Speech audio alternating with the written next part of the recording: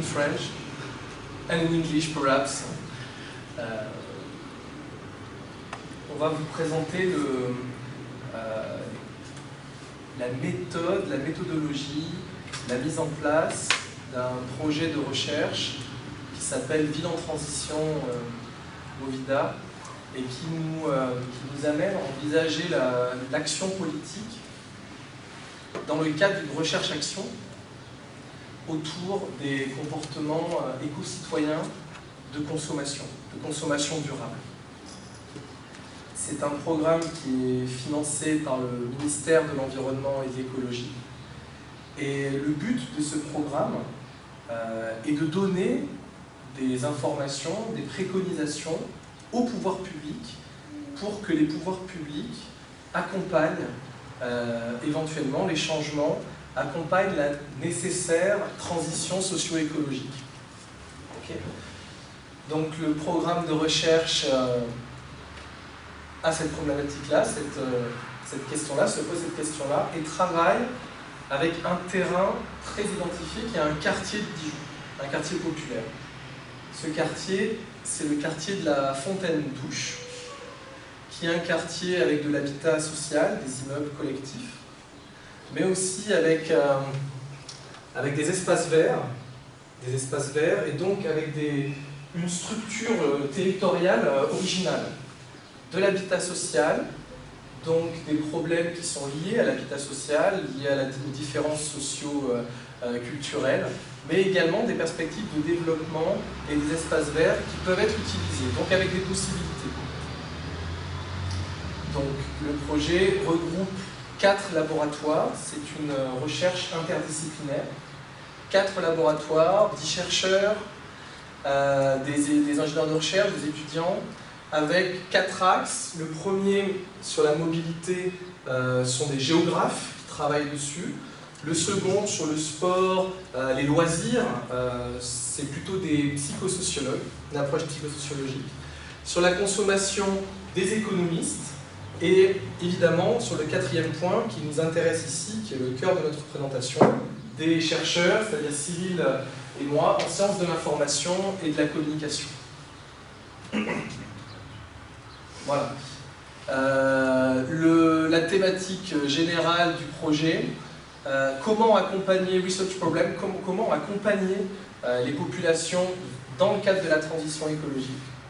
Le choix d'un territoire très particulier et une hypothèse assez controversée de considérer que dans un quartier populaire, les perspectives de résilience, c'est-à-dire d'adaptation finalement à des contraintes climatiques très fortes qui vont avoir un impact fort sur les populations et la capacité que ces populations vont avoir à passer au-delà de ces contraintes-là, à se relever, vont être peut-être plus évidentes dans le cadre de populations qui ne sont pas fort favorisées. Traditionnellement, en tout cas en France, les recherches sur l'éco-citoyenneté se font autour de populations qui ont déjà un niveau socio-culturel, des catégories socio-culturelles assez élevées.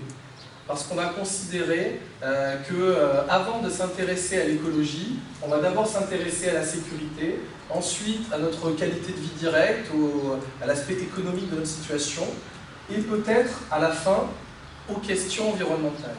Or, nous, on prend le chemin inverse et on considère qu'en travaillant sur des populations qui ne sont pas favorisées, qui sont considérées déjà en difficulté, elles auront des capacités d'adaptation, de bricolage, peut-être plus importantes que les autres. Donc le territoire, je vais aller assez vite dessus, on voit bien l'habitat collectif, on voit bien qu'il est assez isolé de la ville. Ça c'est Dijon, le centre-ville de Dijon et le quartier que nous observons ici. Quartier Fontaine-Douche, avec le canal de Bourgogne ici, la voie ferrée, donc un quartier isolé. On voit bien que c'est un quartier qui a une soixantaine d'années, il a 60 ans. C'est un quartier qui date de 1960 à peu près. Et il a été construit évidemment de manière très rationnelle, très rationalisée, carré, des rues carrées, et avec une volonté au départ de séparer le quartier en deux par un boulevard périphérique. Donc c'est pour montrer que le quartier, au départ, était un peu... finalement, qu'il y ait une autoroute qui traverse le quartier n'était pas très important pour la municipalité à un moment donné de la vie de la ville. Mais ça, c'est dans le quartier. Ça, c'est une photo du quartier, du lac qu'on a vu ici. Voilà. Lac Kyr.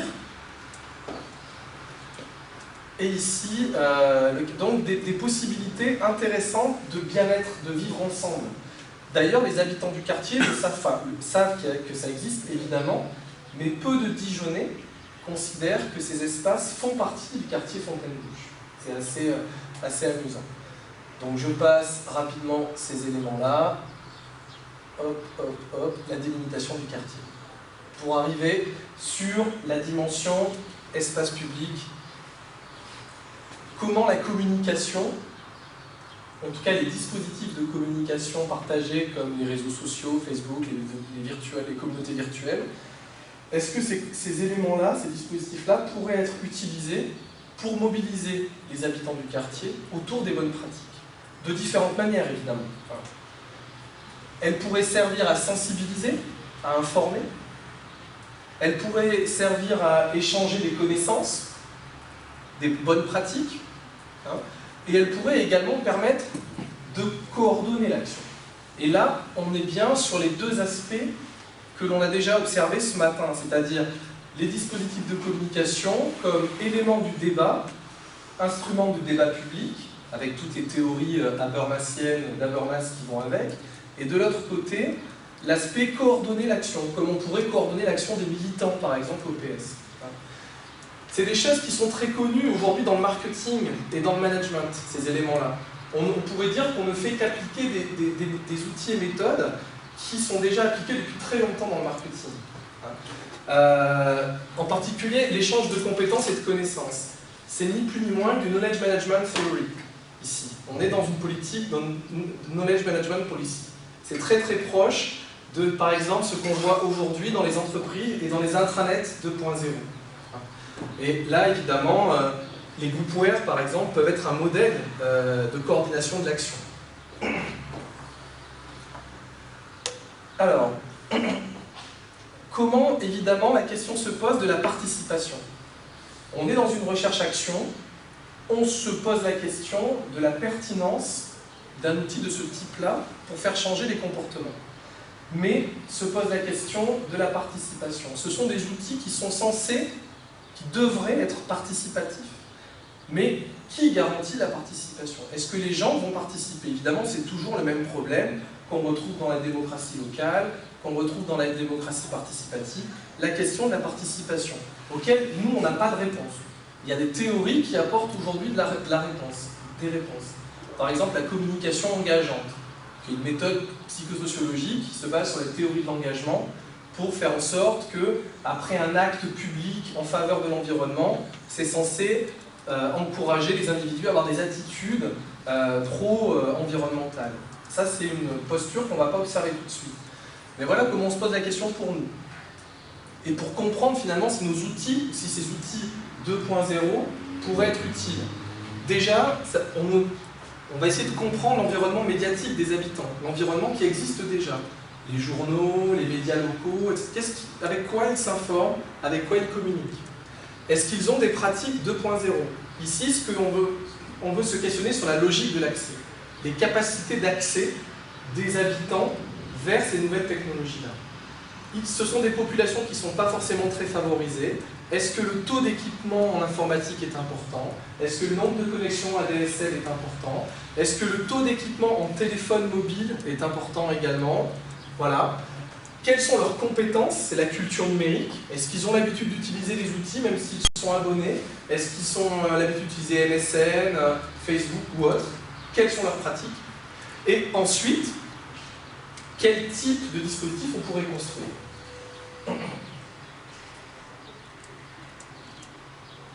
Alors, on observe finalement intuite ce qu'il nous faut comprendre, évidemment, ce sont les normes de communication à l'intérieur de ces dispositifs-là.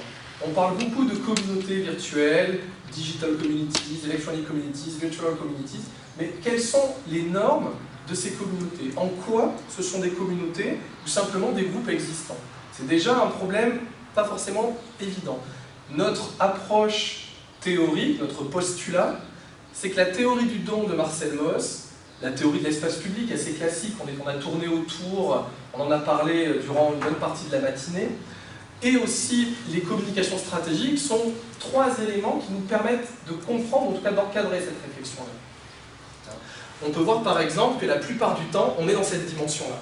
À mon avis, une bonne partie des communications de ce matin montraient que les militants, les outils technologiques, par exemple du Parti Socialiste, de l'UMP, étaient purement de la communication stratégique. Elle s'insère systématiquement dans la volonté de persuader que les opinions sont bonnes. Et finalement, le débat, la concertation, est simplement un élément qui vise à donner une sorte de semblant de débat.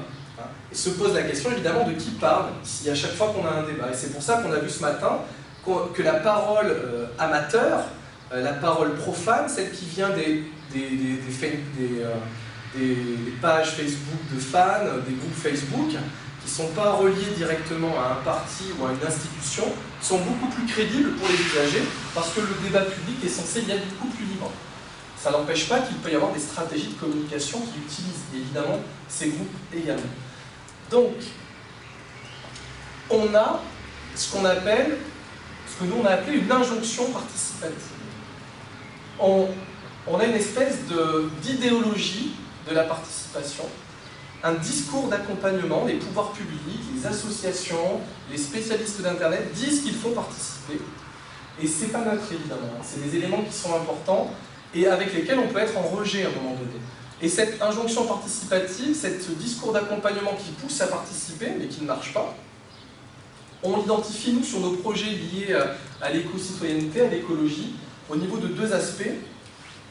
Le premier, c'est les principes du développement durable, et notamment ceux des agendas 21, de Rio, etc., qui questionnent, enfin, en tout cas, qui mettent la communication au centre du développement durable, et en particulier la démocratie locale et la question de la démocratie participative.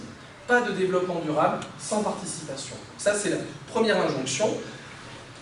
La deuxième injonction, elle est liée à la démocratie locale, au pouvoir public. Plus aucune décision publique en France aujourd'hui se fait sans concertation publique. La question étant évidemment comment se fait la concertation et avec quel impact réel elle va se faire. Il y a des théoriciens aujourd'hui qui disent le plus important finalement, c'est pas que le débat public qui précède un grand projet se fasse dans des conditions parfaites telles qu'aurait pu les définir Habermas, mais simplement qu'il existe.